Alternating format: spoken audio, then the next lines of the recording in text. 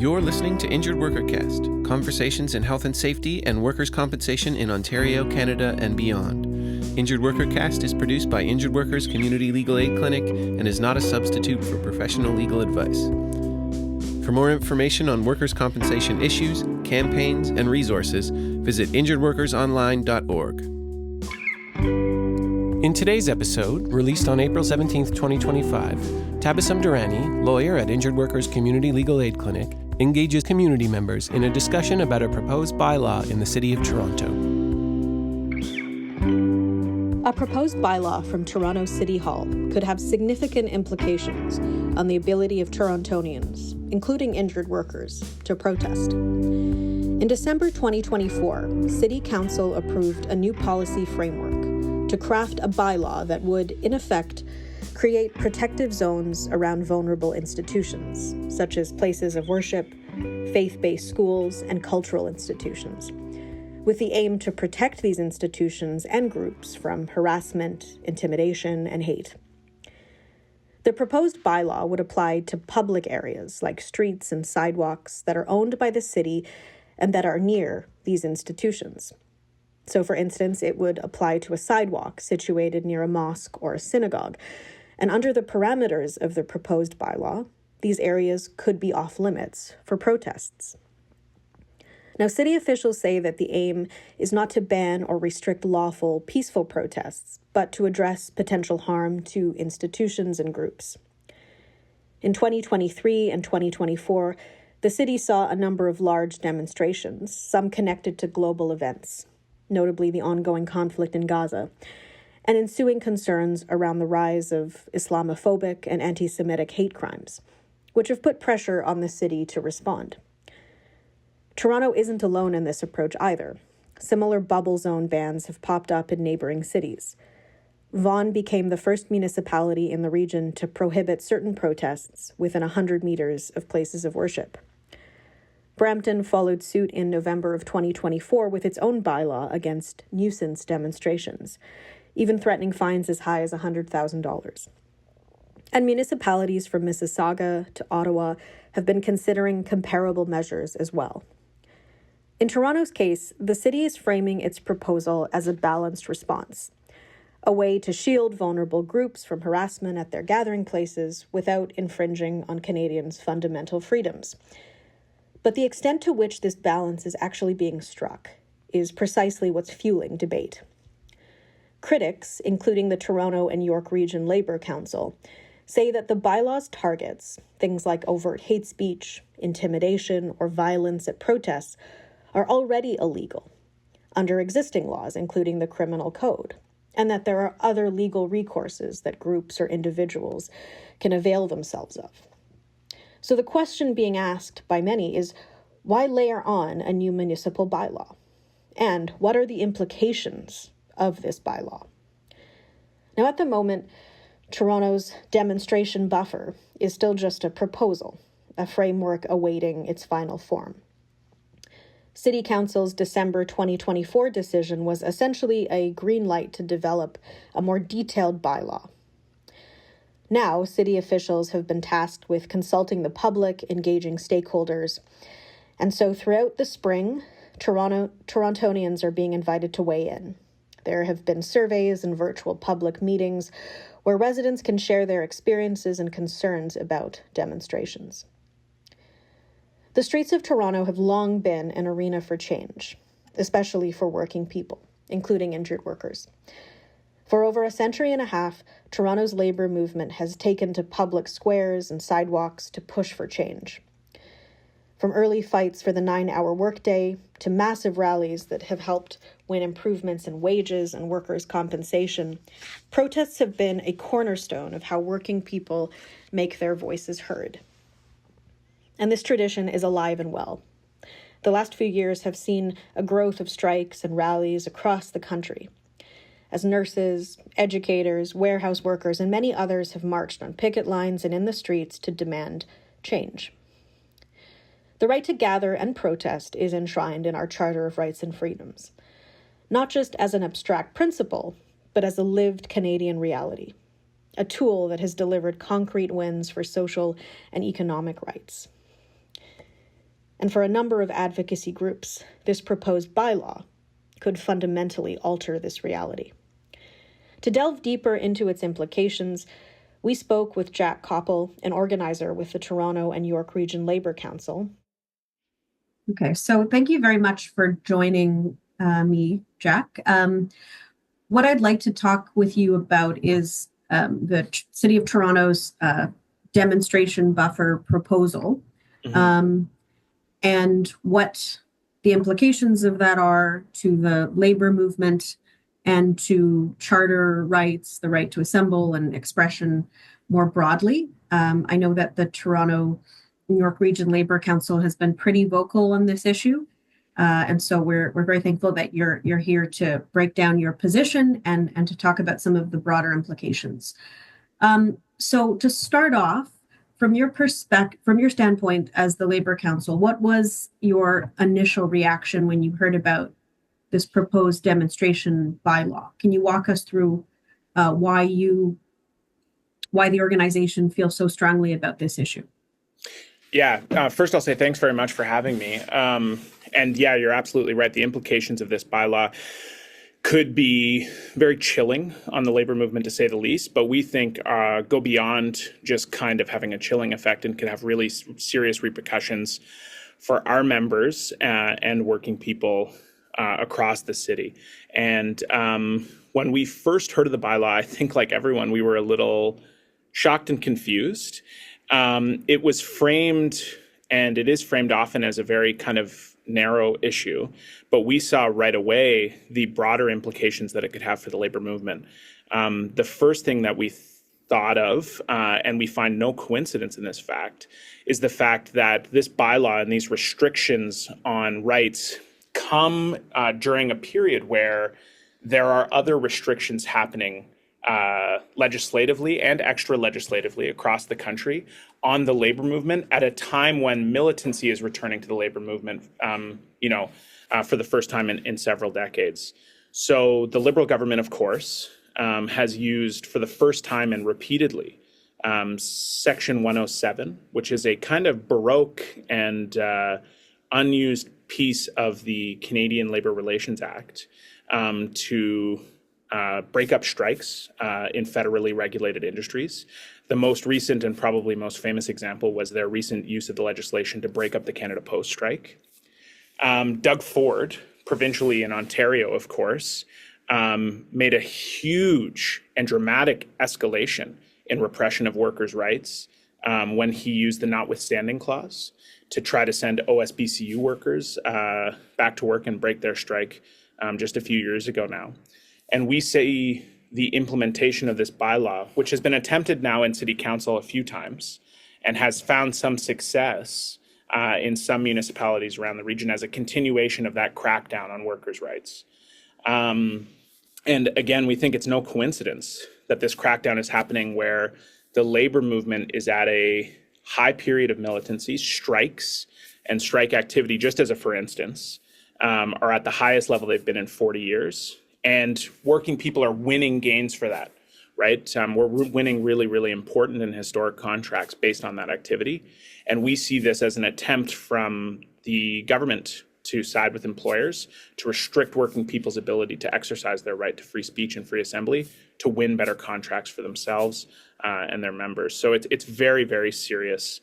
And when we first heard the news of this in April of 2024, when the first attempt was made, we took action right away, and we're very fortunate to have good relationships with important partners at the city, like Progress Toronto, who we worked with, as well as many others, to push back on this bylaw. And we're doing so again because we think it's a real threat to working people in the city. And Toronto's a leader in the country, so if something comes in here, our fear is that it could be replicated elsewhere too.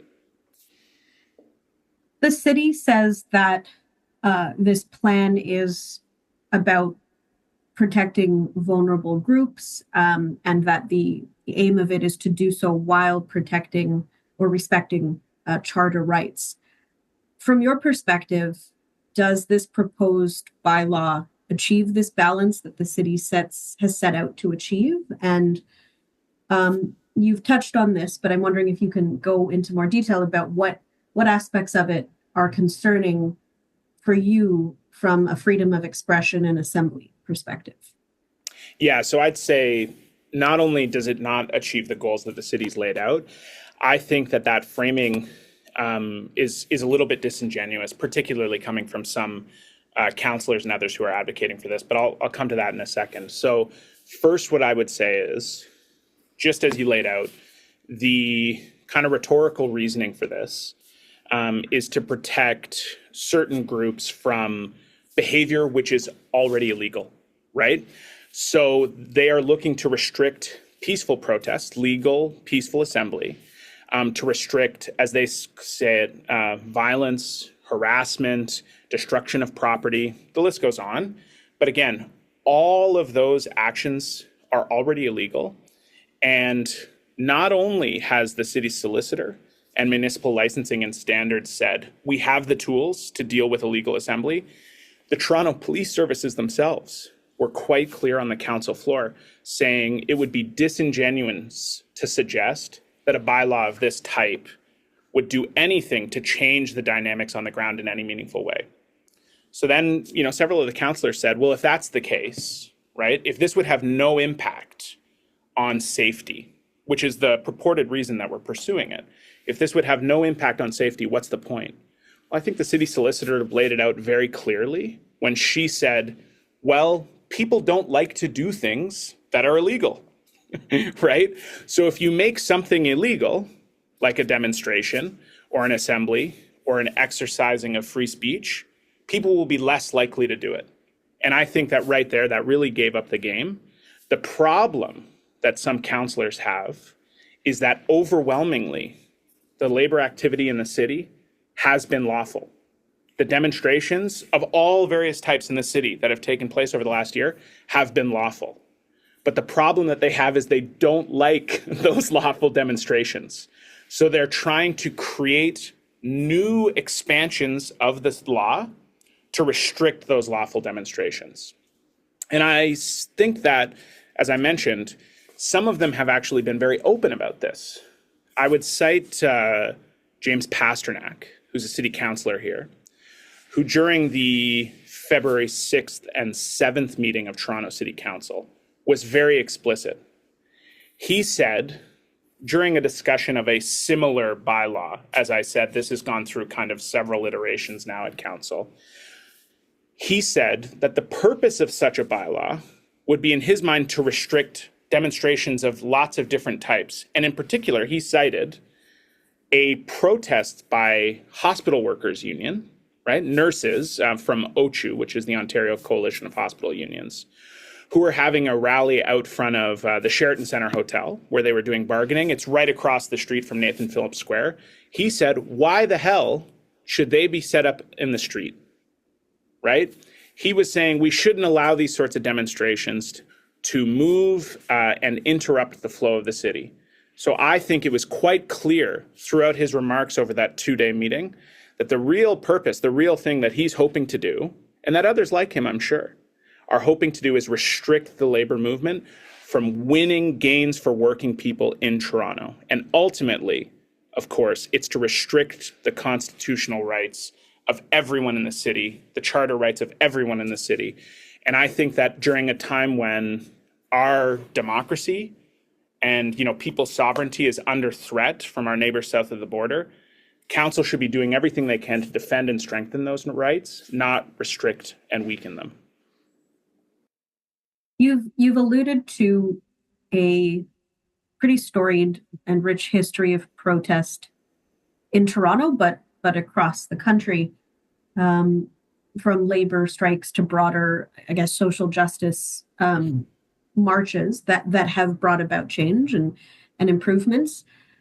Are you concerned that this proposed creation of no protest zones near certain institutions could have a dampening effect on protest culture that has been so vital to some of these changes? And I wonder if you can share any examples from recent memory where being able to protest freely, even in so-called sensitive areas was crucial to a positive outcome? Yeah, I think that something that should be said is, and this is the case certainly in Toronto, and I would venture to say, is likely the case in other jurisdictions as well. The framing that it's just certain sensitive sites is a little bit inaccurate, I think, because Toronto is a very densely populated city, densely packed city. So this wouldn't be just a few pockets or just a few street corners. This would significantly restrict the right to free speech and free assembly for all Torontonians across the city. If the city were to adopt just the bylaw that Vaughan imposed, right, which restricted only, I think, 3 sites, it would essentially make downtown Toronto a protest-free zone if the same 100-meter bubble was put on those sites. But in fact, the city is right now investigating a much more expansive list of sites. I believe there's 9 that they're looking into putting restrictions on. So you can imagine how much more expansive that would become if they were to even do half of those 9 sites. So I think it's important that we are clear that this isn't just a small exception in some cases. This is a really, really widespread thing. So when you look at it through that frame, I think absolutely this would have a dampening effect on the ability for working people to win gains for themselves. And I would look at the several different leading contract negotiations that have happened in the city over the last couple of years. Right, we had strikes across the city for better working conditions from the LCBO workers at OPSU, for example. Now, those sites are across the city. They bump up and are next to and across the street from restricted sites. My deep concern would be, does that mean that those picket lines in front of those LCBOs would be taken down? I think that the city solicitor was clear that they could be. I think back to the history of the labor movement in Toronto. You know, the labor movement in Toronto and our labor council traces its history back to a massive protest started by printers union members over 150 years ago. And their struggle was for the 9-hour workday. Now, I'm sure if they were alive today, they'd be happy to see that we had done better by 1 hour. But that's a foundational thing, fighting for better working conditions, better working time, weekends. These struggles, these fights would all be restricted under a bylaw of this type. You can imagine the types of gains that working people have and still need, because there's more to be done, that would be restricted by this. And it's a real deep concern.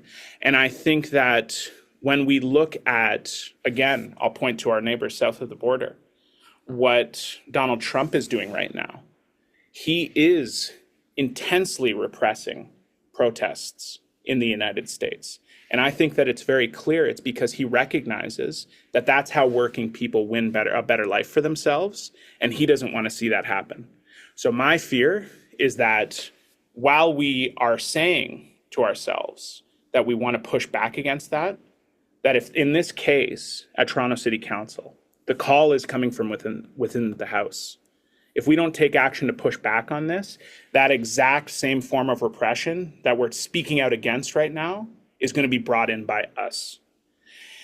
And just as a funny example, I would say that even councillors may not realize how widespread this would be. The mayor herself had an elbows up rally at Nathan Phillips Square against this kind of U.S. aggression that we're facing right now.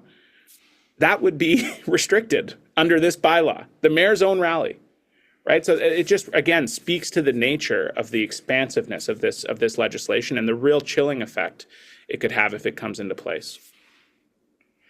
The city continues to indicate and take the position that this isn't intended to target peaceful or labor-related demonstrations, but I'm wondering, well, it sounds like you don't find that particularly reassuring or convincing.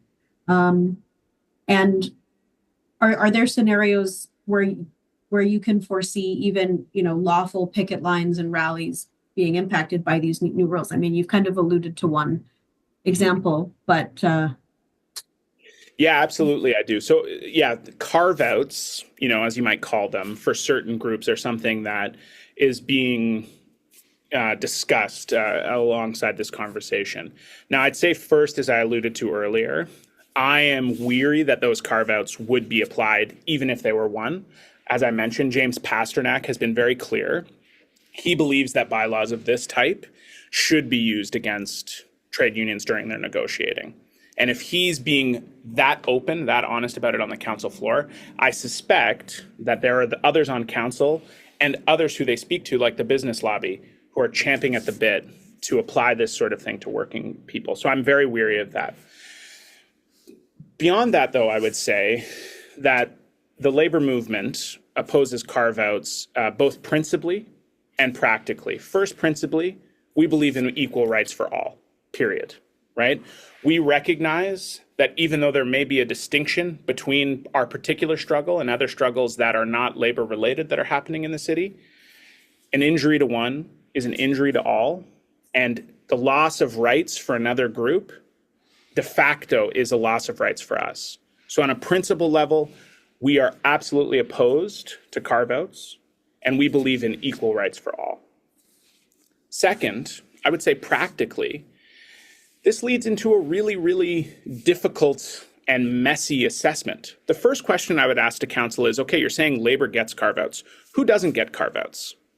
Who is this second-class group of citizens that you're creating? I'm curious to know, because I would venture to guess that our members are among them. We represent 220,000 working trade unionists across the city. They are from a variety of different backgrounds. They live in a variety of different geographies in the city, and they work in a variety of different trades.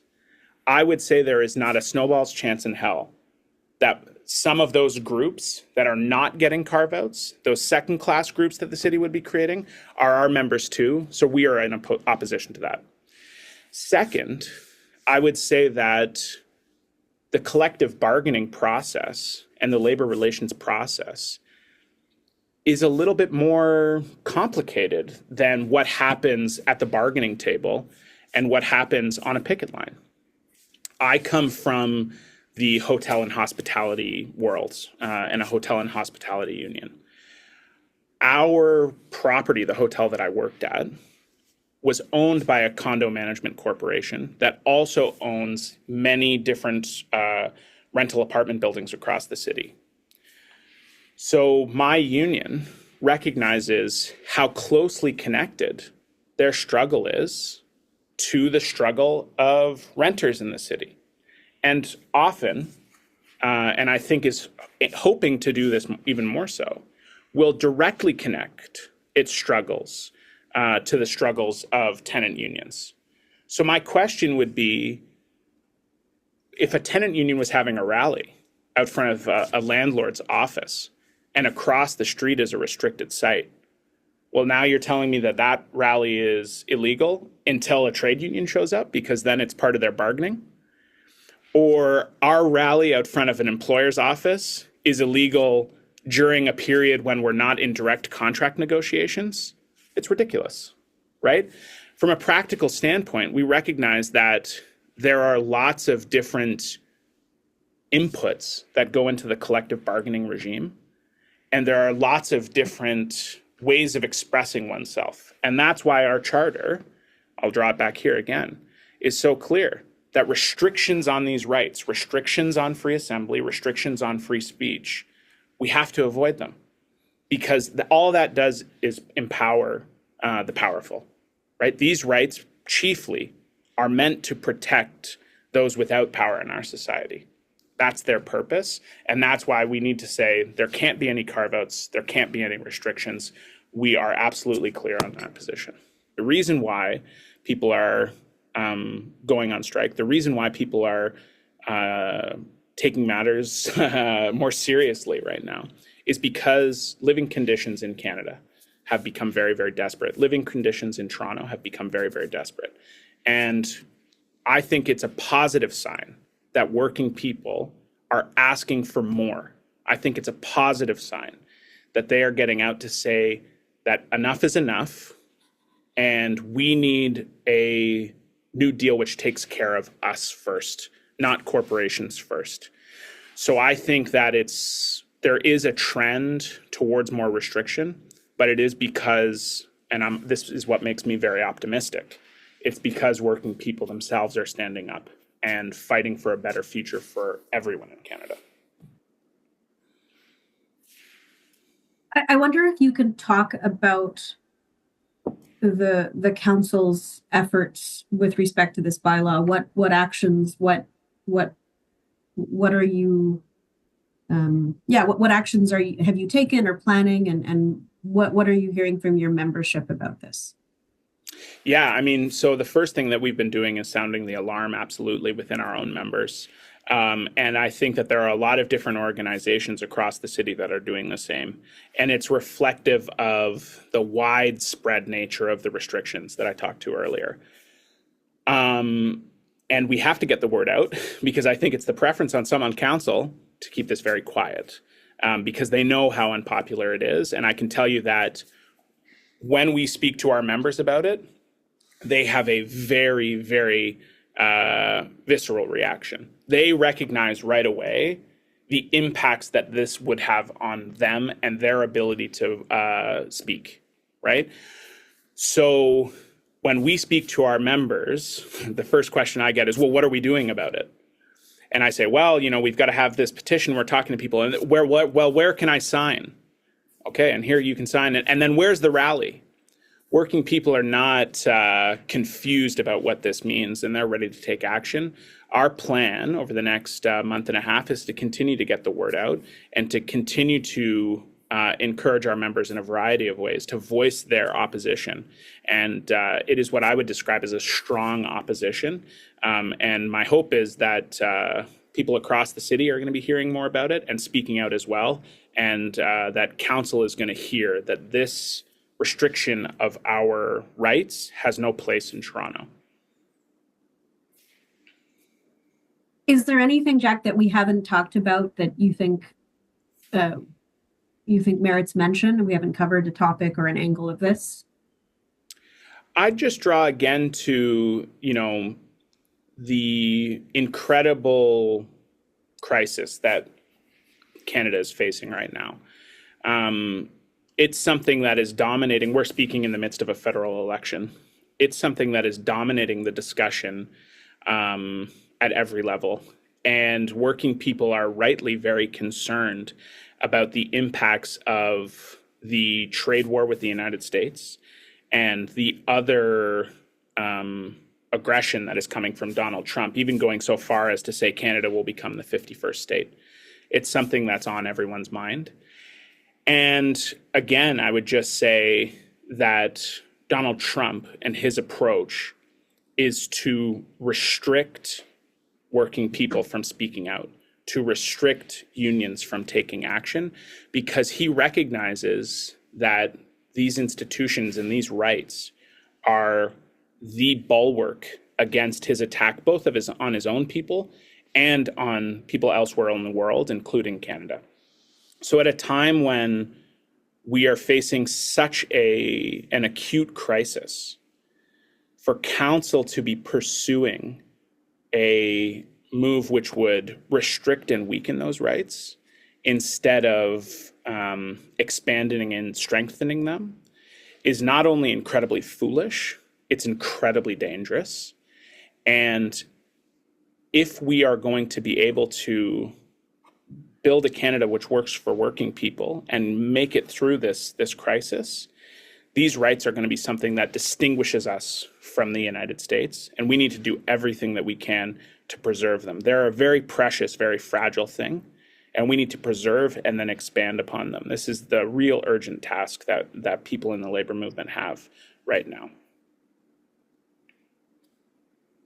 Those were all my questions, Jack, and I really appreciate the broader context that you provided us today.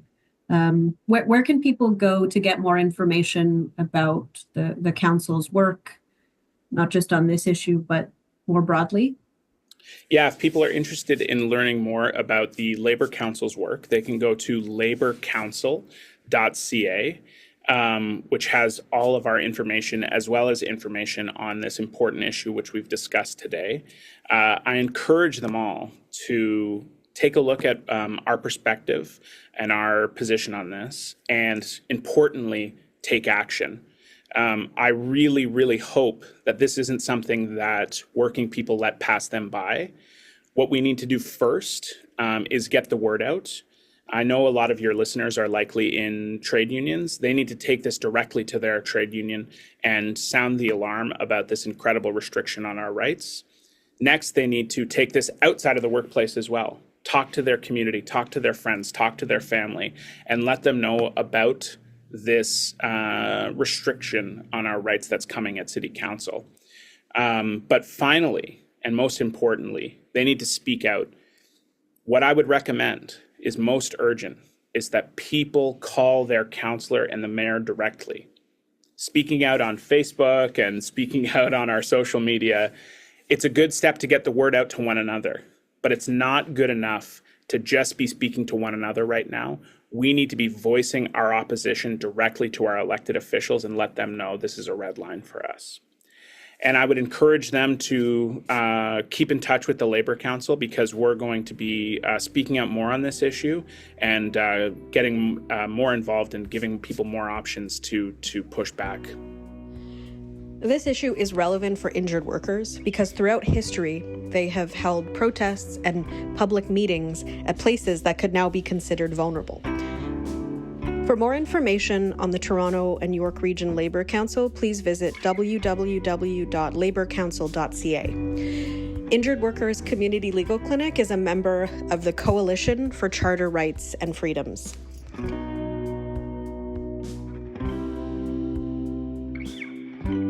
You're listening to InjuredWorkerCast, conversations in health and safety and workers' compensation in Ontario, Canada, and beyond. InjuredWorkerCast is produced by Injured Workers Community Legal Aid Clinic and is not a substitute for professional legal advice.